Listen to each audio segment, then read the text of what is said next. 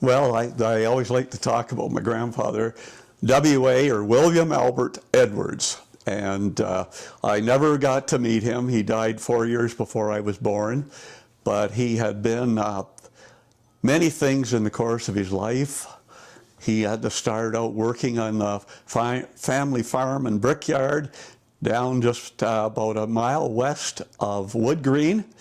Way back in the late 1890s, his couple uncles ran that, and it went on for many years.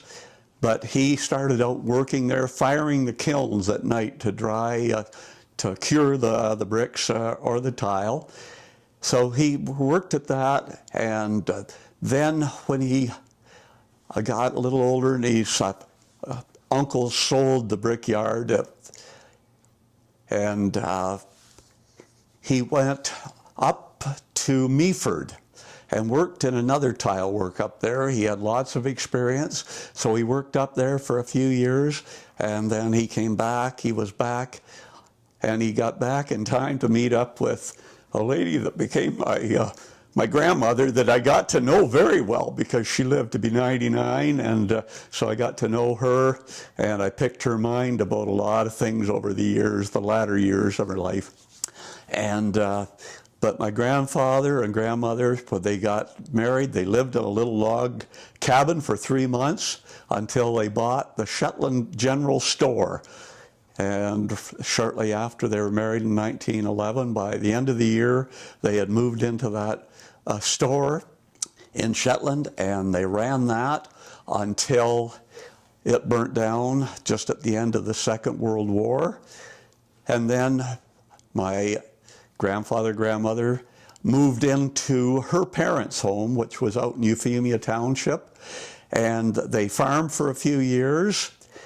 Her parents moved into Newbury, onto Durham Street, and they farmed there for a few years, and then my grandfather got a job with the Heinz Company in Leamington, and he worked in Rodney. They had a branch office there, worked there for a short time, and then down at Leamington. And by 1925, they moved out to the farm on the Big Bend Road, and he took up farming again there and did that.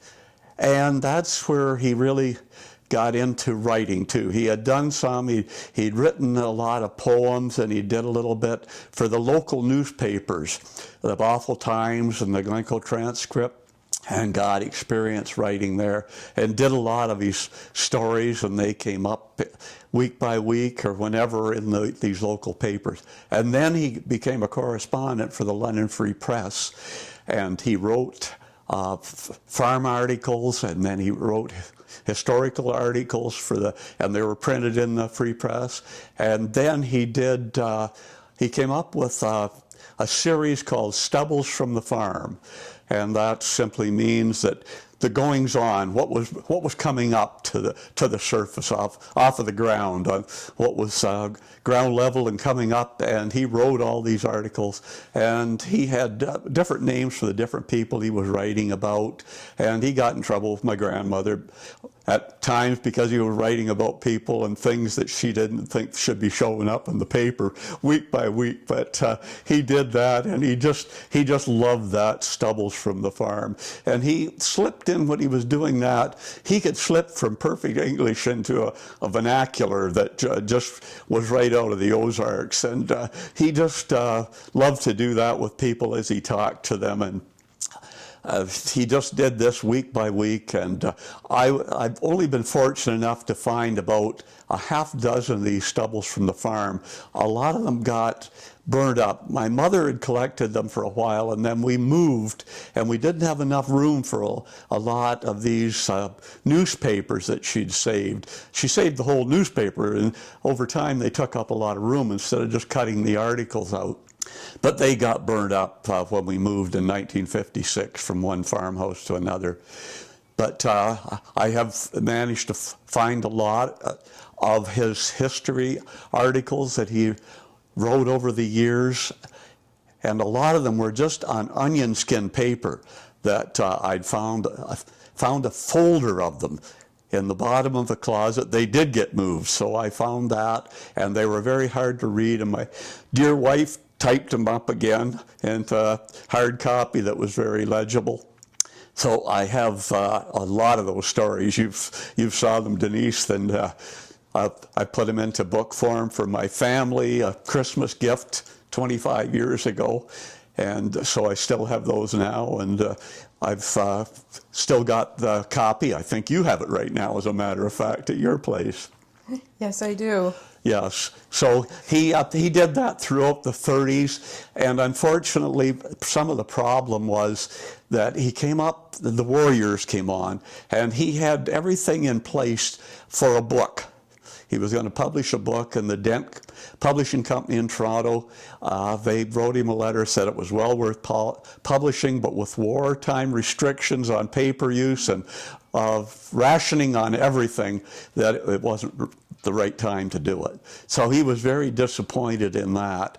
And also with the Warriors into 1940, that the Free Press was canceling a lot of things, and his Stubbles from the Farm got canceled as a serial. So he was very disappointed in that, and unfortunately that led to his demise in the end of 1940. That was a sad time for your family, I'm sure. It certainly was, yes. They had to sell the farm after his death, and my grandmother and her youngest daughter that was still at home at that time, she was 17, they moved into my great-grandmother's house with her out here in Newbury and Durham Street. Yeah, and she was there for the next, next 40 years until she had to move into Babcock Nursing Home. Is there one of your grandfather's stories that you remember?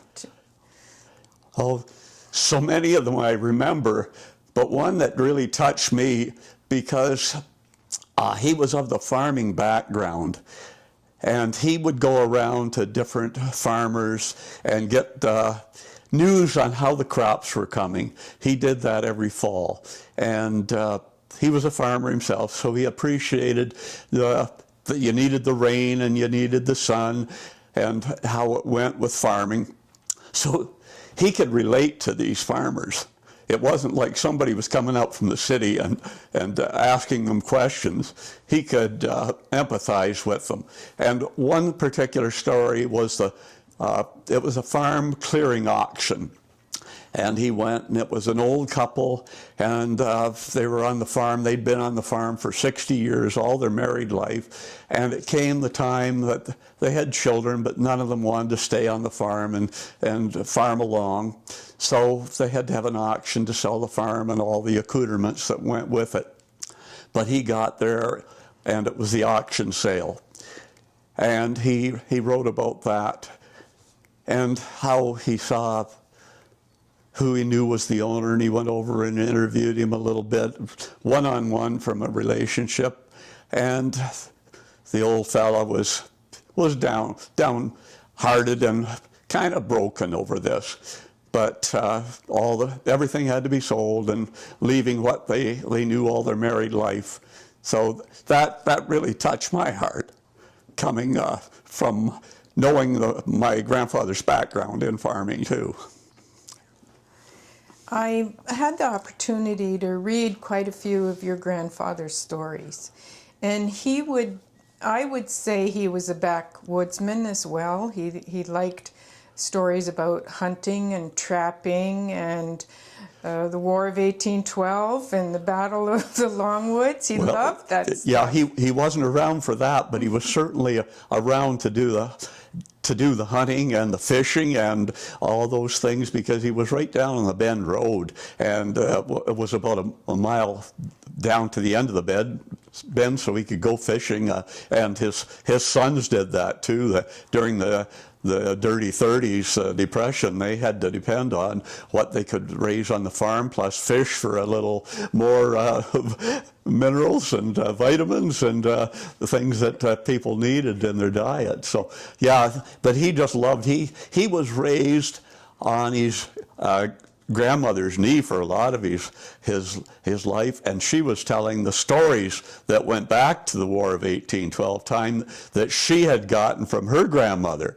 So he got it secondhand, basically, but he got it right down the line from the Edwards family, and they'd experienced it. They'd been around since 1806 down on the Bend Road, so they were down there during the War of 1812. When I read your grandfather's stories, I think that he liked the gift of gab, and he was able to get it down on paper, which is very unique. Yeah, he had that gift, and he did love people, and he loved to talk to him. He loved to talk to the neighbors up and down to know what was going on, and I'm sure they were guarded at times what they said to him, because they knew it might end up in the London Free Press, and the whole readership of London and Middlesex County and beyond would have that to read. But yeah, he was a very people person. He just sought people out all the time. He would go around to these different communities around Wardsville and just meet people. And he loved to go to the Moravian Town Fair and meet up with people down there. There's a story about that he wrote, and meet up with the people that he hadn't saw for maybe a year. And he'd go down there and make sure he looked up people, walk around and greet people and get stories. Yeah. He was quite well traveled as well. There's quite a few stories from other parts of Middlesex County, like Elsie Craig and Park Hill, and the two of them must have been on the road driving around quite a bit. Yeah, they had what they call an old flivver. It was an old Model T, and they went around, and they even ventured out at times to go all the way up to Owen Sound, and they would check with a lot of farmers on the way up there, because he had an uncle that lived right in Owen Sound. So they visited them, and they made a point of doing it in the fall harvest time, yes, right after they got their crops off. Mm-hmm. Do you think that that you have some similarities to your grandfather? Well, I was told years ago that even similarity with a facial expression and appearance, that had the same nose and same forehead. But I've also had people tell me that I look like my grandfather Willis. So I had the red hair of the Edwards, and my aunts on my other side too, the Willis side. But yeah, and I do have a love for people, and as you said, the gift of gab, I guess, that worked out well with the preacher and me coming out years later too. There will be many people that see this video today, Ken, and there are more Edwards family that grew up in and about Wardsville, and I'm remembering some that lived in our community, and I don't know if it'd be your grandfather's brothers. No, his brothers, they both moved to California in the early days, but his son, Verdon, he lived in Wardsville for about 60 years. He had a cement contracting business for most of those years, and he lived right down on the south end of Haggerty Street. And another son, Glenn, lived in Wardsville for a few years until he was conscripted into the Army, and then when he came out of the Army, they moved to Thamesville. But yeah, Verd was there, and then his oldest son, Bob, was my best friend growing up through public school and high school. Yes. Okay. So the Wardsville connection with the Edwards was continued on. Yes. Is your grandfather's home still visible on Big Bend Road? It is. It's been fixed up and moved back somewhat from the road, but it's the first full farm south of Longwoods Road. There's one other house, a newer house built a little further north, but it's on the same farm. So the old house is still there, the old Edwards homestead. And did they live more south on Big Bend Road then, towards Big Bend Park? No, they were in the first concession, first range south. So they the bottom of their lot ended at River Road. Okay. Yes. All right. So the brick mill that he worked at when he was at Wood Green, whereabouts was that? Well, that was, if you know where Paul and Janice Moniz lived, Yes. out in there. A lot of people hearing this won't, Yes. but I would put it down as being it'd be the third lot west of Wood Green, so about 3/4 of a mile or a kilometer. Is there a gully or something that's... Yes, you can still see the depression in the land there where they took the clay out for the tile. So is that on the... That's on the north side of the Longwoods. Okay, so I know kind of where it is. Yes, good. Okay, what do you want people to understand about your grandfather? That he had a deep love for people, and not only the spoken word, but the written word. And he wanted to put things down because he believed, as I do, people come before history. That history doesn't get written or repeated unless there's people to do it. And I think he always regretted that, I think he said none of his family took to writing. So I hope that I've kind of taken a little bit to writing, and at least assembling his works anyway. Yes, I think you have, Ken. What would you not want lost about your grandfather? Where our project that we're doing now is about trying to keep memories alive, and memories about Wardsville and the people that lived here. And how would your grandfather fit in that? Well, I think as he was writing these things on history, these articles, of all the towns and villages around he was writing on, and I believe he wanted that to continue, that other people in later generations would come to know that, who went before them and what they accomplished as they went through a life journey, and the trials and tribulations that they went through just as he did, and we all encounter along the way.